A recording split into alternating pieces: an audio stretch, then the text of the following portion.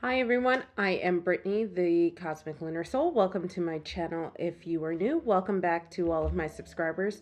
Today I am going to be doing a unboxing and flip through of the Meraki 2nd edition tarot deck.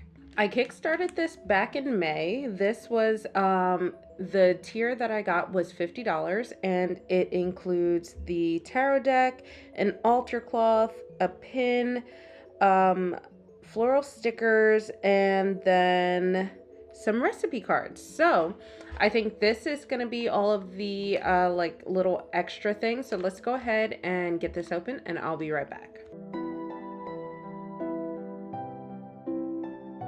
Alrighty, so this is the information about who this Kickstarter is by. This is by, I want to say it's Bouchette Designs. If I pronounce that wrong, guys, please let me know in the comments. You can see their website here, and I'll make sure to have all of this information linked below. Here we have the recipe cards. This is really cool. I don't get... Oh, okay, I see. So it's basically, we have the major arcana. This is the soda bread. I've actually had soda bread before. Not specifically this recipe. Fiery roasted chickpeas, which are wands, which makes sense because they are fiery roasted. We have rose simple syrup, which is cups because roses equated to emotions, and same with cups. And then we have hazelnut and orange pilaf. This is swords. I don't know why though, but it actually sounds really good. It has like turmeric and then ginger, basmati rice, garlic powder.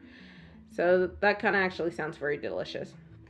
And then we have grounded root veg soup, and this is pentacles.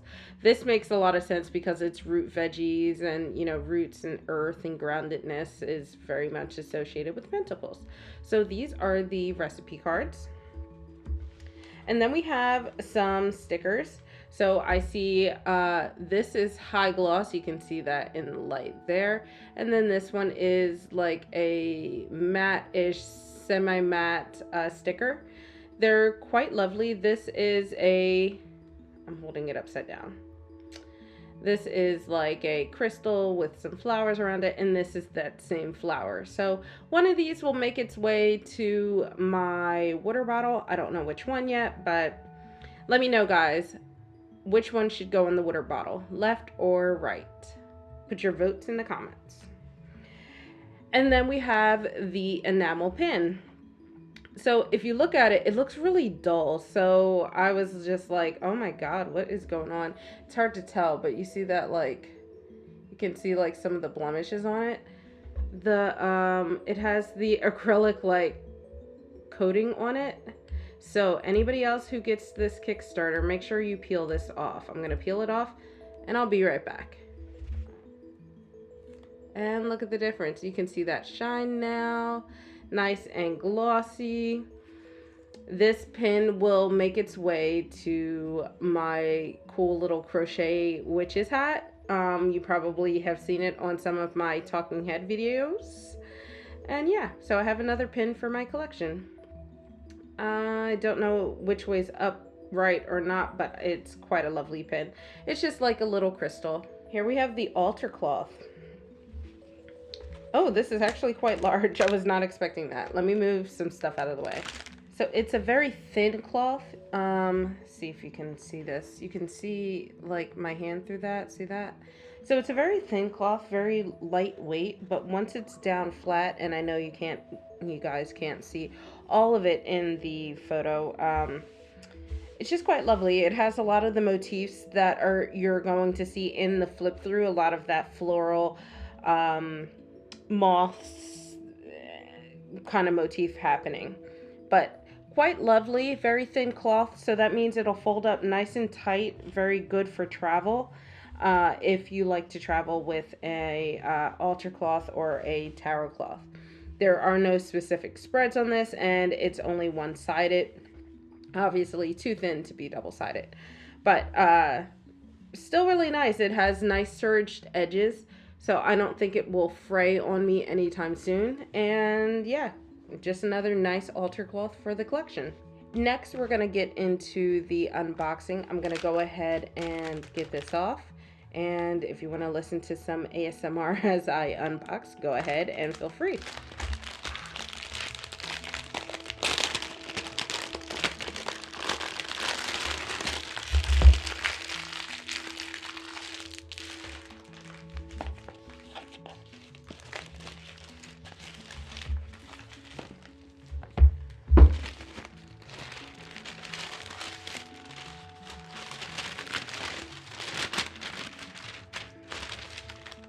All right, this is the paper that came with it. It's customized paper, so you see like the moth motif. You can see this design from the very large business card there. And yeah, so it is from Bouchette Designs. And I just think that's so cool. You know, as a small business owner myself, the thought of having custom tissue paper just, I don't know, warms my heart a little bit. So as I mentioned, this is the second edition of the Meraki Tarot.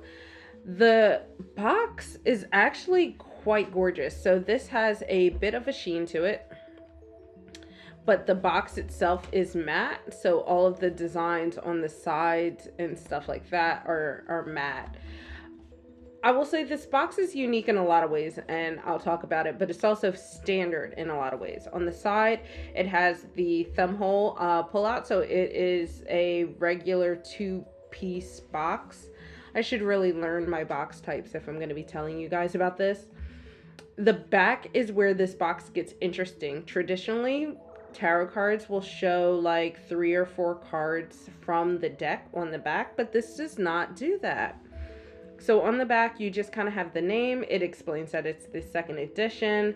It has Bouchette Designs logo and their information, and then all of their copyright stuff. The name is also listed on the top and then again at the bottom, but not on the sides or the front. And that is another interesting take. So the front and the back are different than normal. So let's go ahead and open it up.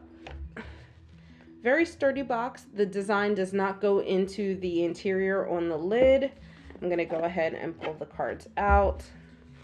And then same with the bottom. So the design is all on the outside, and then the inside is this lovely, I would say just green, like traditional green, almost alphabet green. Quite lovely. Not a green person, but it all makes sense with the rest of the deck. Here we have the cards. So this is a thank you card. It's just an extra card in the deck to thank the to thank me for kickstarting it from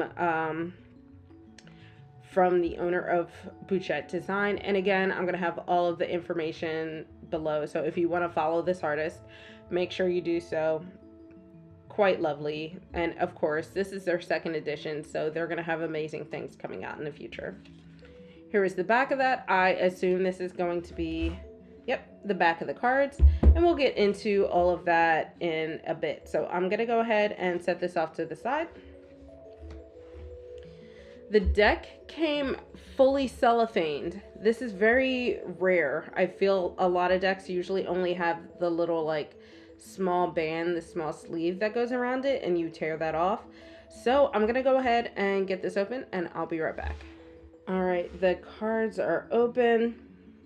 I'm gonna talk about these cards, these extra cards here, and then we will get into the flip through of it all.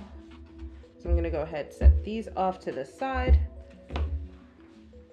So this deck comes with a lot of extra cards. Here we have the astrological signs, and this just gives you the symbols, or I'm sorry, the symbols, the names and symbols, the dates, and then kind of like keywords for each sign. So I am a Taurus, that is designated by this symbol here. And then also is designated through the time period of April 20th through May 20th, and has the phrase I have. And then the keywords are reliability and persistence. So I have reliability, I have persistence. And then it rules over these things. I admit I'm not an astrology guru, so some of these familiars or symbols, I know this is moon, I know this is sun, maybe, I don't know. This, I think, is woman or male. I don't know these signs, guys. So if you know this stuff, comment below. Let me know what Taurus rules over. Here we have the solar system associations. So basically what that means is the planets. We have the sun, Mars, Mercury, and then it goes on to the different planets. And it says the sun is my ego, life, conscious identity, individuality, what you are known for. So this is like in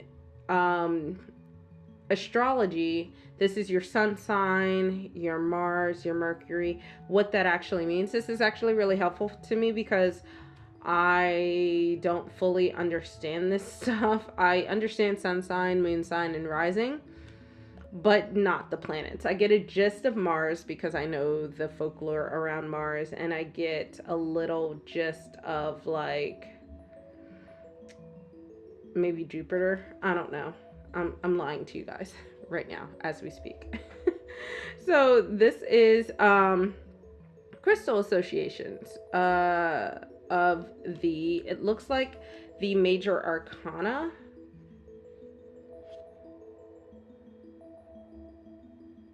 Yeah. So I'm going to set these down. These are the crystal associations with the major arcana. I'm not a crystal witch. I say this all the time. So I probably will never utilize this, but this might be something cool to you guys. If you guys are really into crystals, this is a really cool deck to maybe incorporate both of those aspects together, divination and crystals.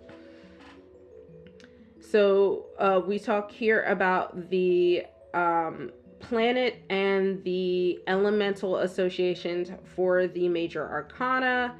So for example, I'm going to go with the High Priestess because I love her. She is associated with moon and water. And then I will go with the Hierophant because that is one of my birth cards. They're associated with Taurus and Earth. So just as an example.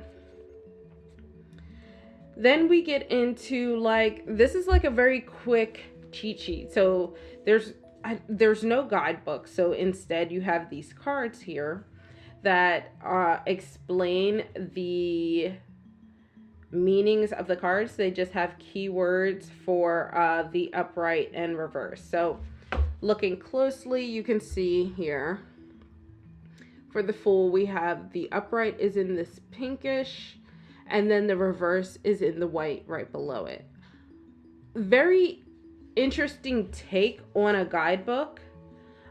This is basically replacing the guidebook. So it goes through the major arcana, and then goes into the wands, cups, swords, and pentacles.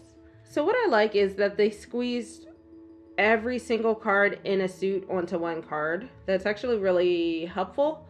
So that way, if you're kind of needing to relay back to the meanings of a card, you can just go ahead at top glance looks to see if you need wands, cups, swords, or pentacles, for example. This deck, will see more of this in the flip through, but also there are oracle word associations. So that way, if you need meanings of that, then you can look that up. All right, so we're at the beginning. I'm going to go ahead, set up for the flip through, and then we'll talk about the card stock, shuffle ability, and some of the extra cards in imagery. All right, be right back.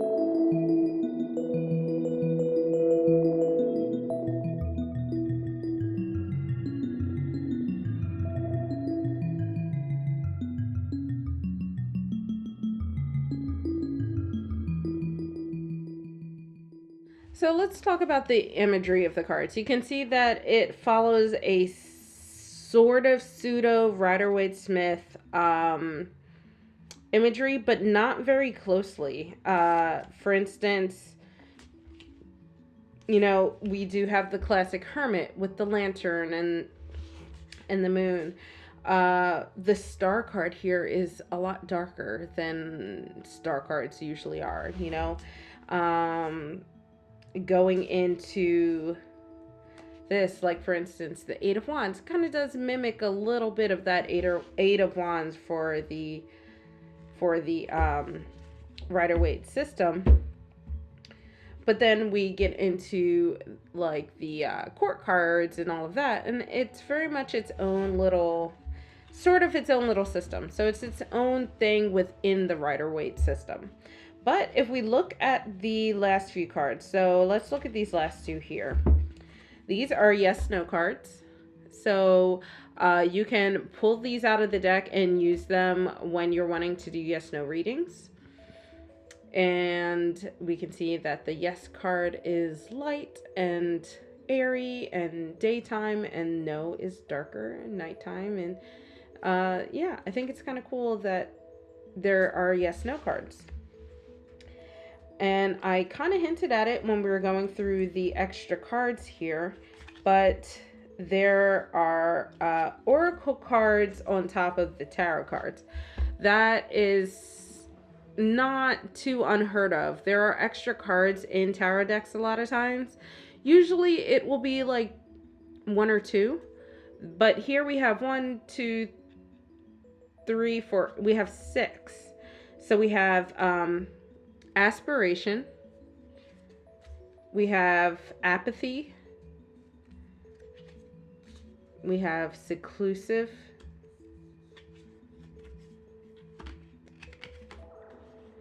expansive, obscurity, and clarity. And you can see these meanings are listed here. So these are all the meanings. It looks like there's really no upright versus reversed. It's more so just giving the entire meaning of the card. So for obscurity, for example, inner hope, or inner work rather, hope, enlightenment, loss, no way out, unknown, scary. So if you do decide to shuffle these into the tarot deck and utilize reversals, or if you just utilize the entire meanings of cards, however you do your readings, there are both what I would call conscious and shadow meanings for these oracle cards. Something I found interesting that I want to point out, let me see if I can pull them up here, is I don't think I've ever noticed this.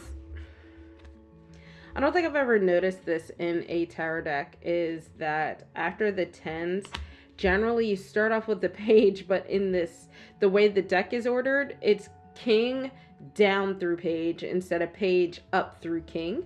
So I just kind of thought that was very interesting. Just, you know, kind of food for thought here. So I'm going to take these yes, no, put them all to the side for now. But I'm going to go ahead and shuffle everything together. I think I will do upright and reversed in this deck, but let's talk about the cards before we get into the shuffleability. They are actually quite nice. They're a little on what feels like the thick side. It could be because of the extra oracle cards. They feel like just a tad thicker, where I feel like they will hold a bend due to riffle and bridge shuffling. But the cardstock is a matte. It's actually a sticky matte, so I don't think it'll fan well for those of you who are fanners out there. But there is no reflection. This is a deep matte, which is what gets sticky. This is a deep matte, no reflection, which is honestly great as a tarot tuber. But maybe not so great if you are into fanning out your cards, or if you like to even overhand shuffle, you can get into a little bit of stickiness. The edges are colored green. This is very reminiscent of the Lightseers Tarot. This is part of what drew me to the cards. Lightseers Tarot kind of has the same tones as this deck, but Lightseers is very much more of a Rider-Waite clone. So I kind of I thought this was different enough, exciting enough, and I liked the sound of the cardstock from what I was hearing through the grapevine. So let's go ahead and check out the shuffle ability. Let's just do traditional overhand.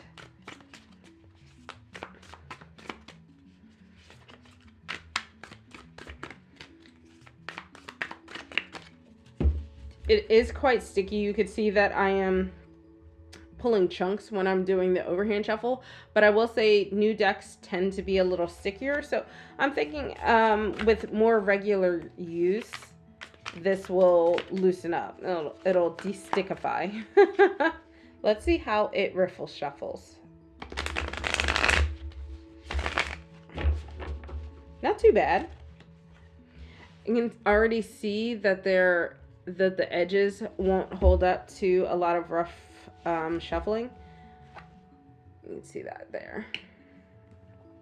So it is what it is. When you have finished edges on a tarot deck, you just have to be okay with that, or just be willing to be a little more gentle than I am willing to be.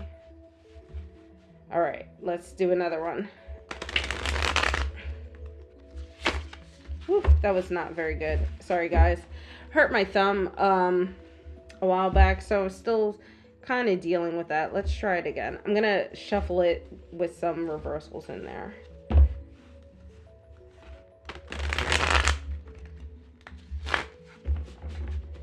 So I mentioned these are a little thicker, so it doesn't want to bridge very easily, but it could also be that I'm having some thumb issues. So let's try one more time and see.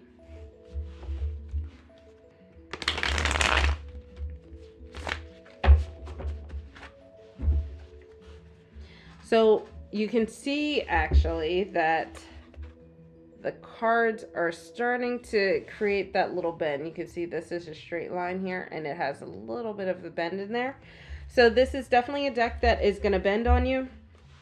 You can start to see that here with the cards. You have to be okay with that, or just go with overhand shuffling. Just, you know, this kind of method here. And if you are, then, you know, good to go. All right, let's test out a fan. And let's see. I don't think this is going to go very well. Yeah, a little chunky. Let's try one more time. It kind of fans, but not very well. Here's a chunk here and chunk here, and it thins out in the middle. So if you're a fanner, maybe not going to be to your liking. But I feel like most people overhand, perfectly fine overhand. Alright guys, this was the flip through of the Meraki 2nd edition tarot. Let me know what your thoughts are of this deck. Do you like the incorporation of the yes, no, oracle, and so forth? What do you think of the imagery? What do you think of the cardstock? Comment below and let me know. Otherwise, make sure you give this video a thumbs up, hit that subscribe button and that notification bell so you don't miss out on any future videos. And I will catch you on the flip side. Bye, guys.